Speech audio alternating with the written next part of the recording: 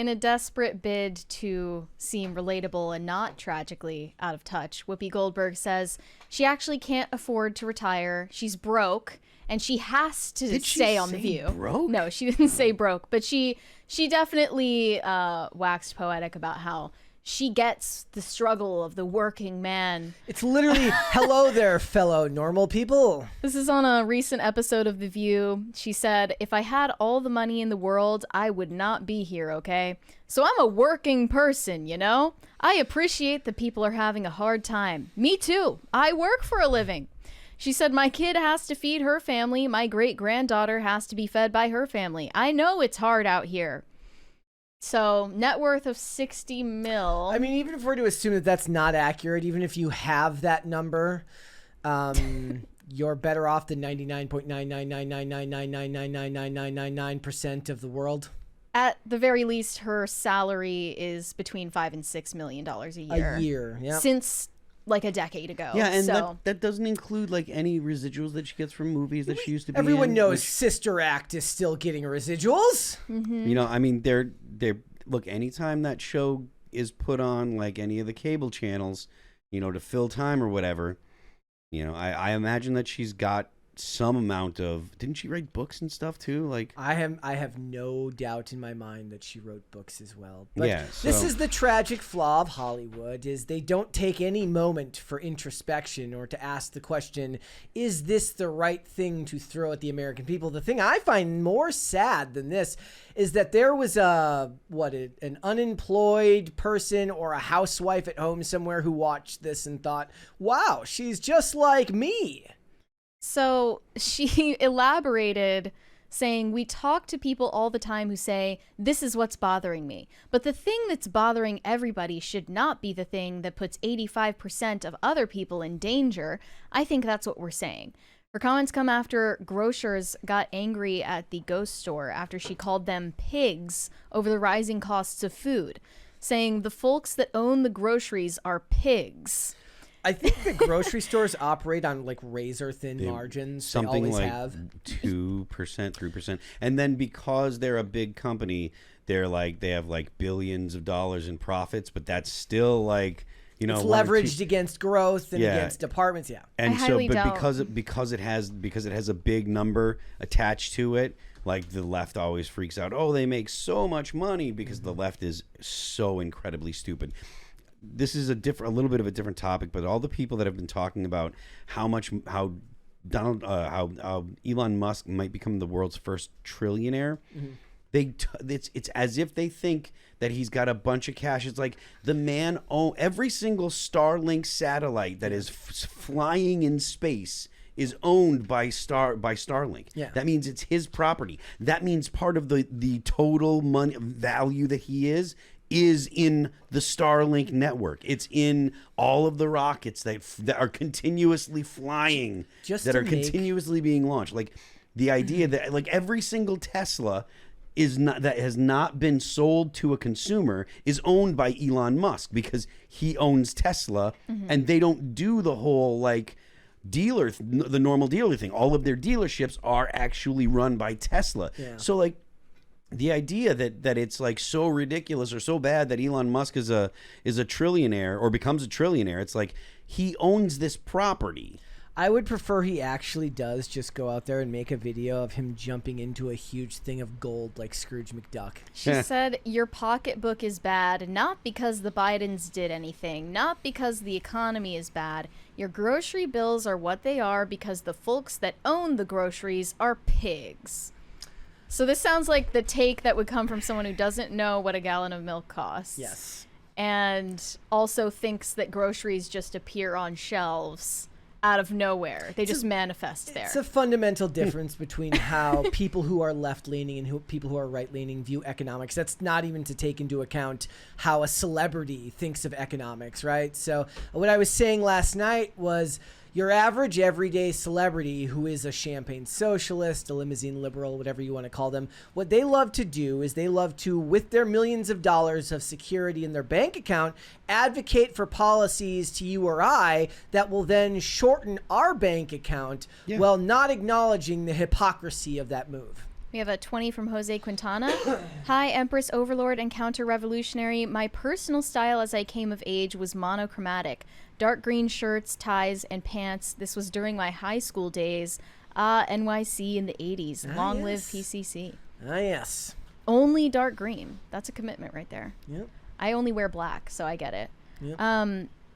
Needless to say, The View is deeply out of touch with reality. All of the panelists this year, as we led up to the election, endorsed Kamala Harris, and her loss kind of woke them up, at least according to an inside source.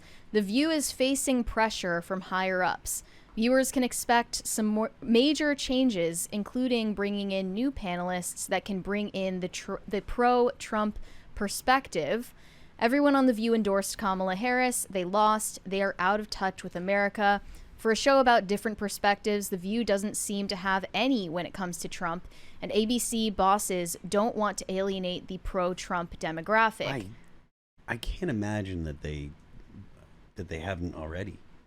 Like, well, they hired one named Anna Navarro who used to work for the Trump administration. And all she does is slam Donald Trump. I don't know that women are generally, they have to find an extremely disagreeable woman, and probably two, in order to be able to sit with the other women and not eventually fall in line with them. Yep.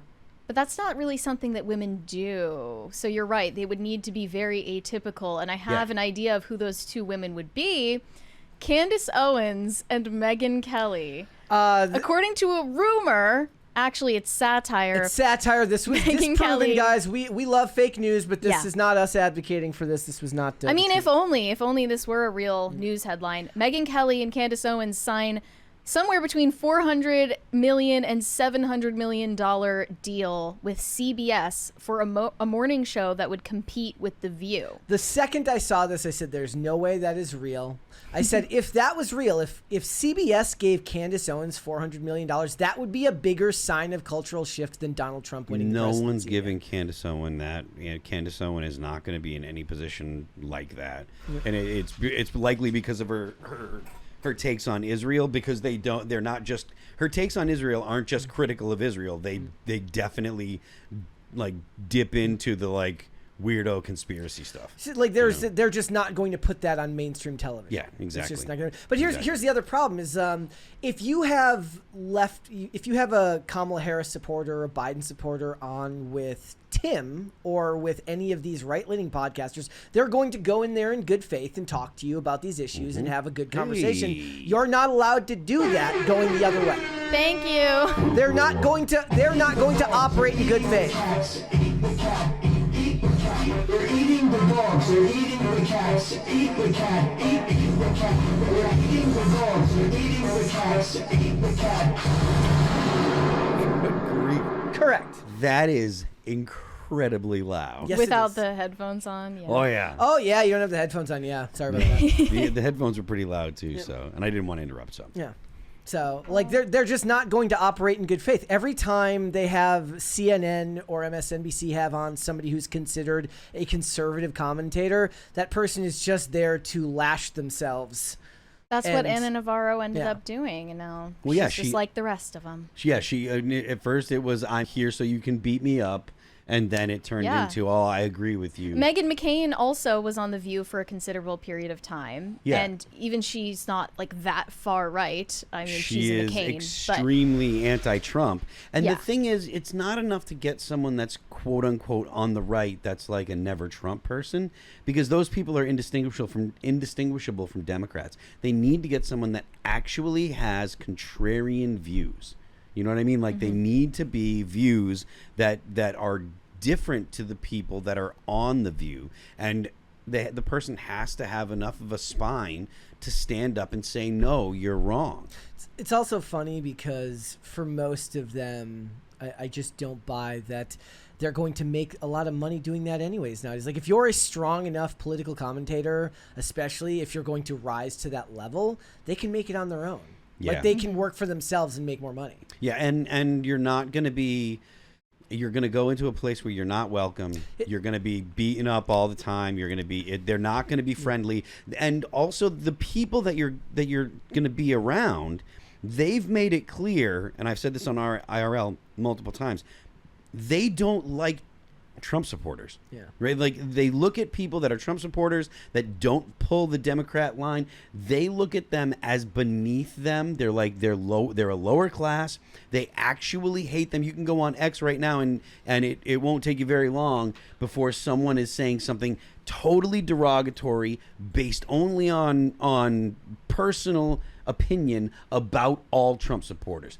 It's been going on for the better part of a decade, or probably longer than a decade, 15 years. First, it was Barack Obama saying they're clinging to their gods and their God and their guns. Then Hillary Clinton called everyone deplorables. Then Joe Biden said that MAGA Republicans are a threat to the very soul of the nation. Then Joe Biden said the Donald Trump supporters are garbage. And this is just from the top echelon. Barack Obama repeated the very fine people hoax. This is just the top echelon. All of the senators and people in Congress and all of the surrogates, all the way down the line, they have all just completely and totally treated conservatives and MAGA Republicans and people that don't fall in line with the Democrat line. They treat them like garbage. Democrats are the ones that do the cancel culture. Yeah. They're the ones that if you say something wrong, they'll start calling you a Nazi immediately. So the idea that you could go into a place like The View and be treated like an actual person is a big ask. Thanks for watching. Listen to full episodes of Pop Culture Crisis on Spotify. Keep up with us on social media and make sure you subscribe and ring that bell so you never miss the show. Bye, guys.